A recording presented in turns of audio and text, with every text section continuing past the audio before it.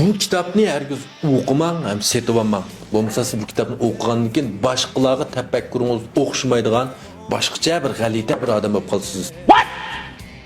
Siz mashina ergan vaqtda yo'ldan kesib o'tayotgan piyodalarga adamning shunda o'chlik keldi.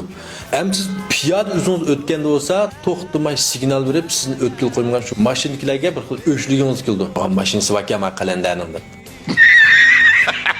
Siz xizmat ko'p ishlagan vaqtingizda boshlig'ingiz noit pisiq, maash jiqvamaydi, talablar noit ko'p, bu boshliqning gibibak chiq deb o'ylaysiz.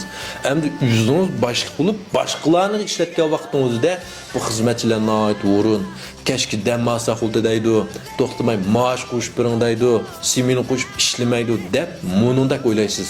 Siz xaridor bo'lgan vaqtning o'zida bu yerki mahsulotning bahosi qimmat, sifat o'ylaganda yaxshi emasga bahosini qimmatli deb o'ylaysiz. Endi o'zingiz so'zga pul sotgan vaqtning o'zida ma'bus bir uşaq gibi az pul jiq bir xaridorni belgaysa deb o'ylaysiz.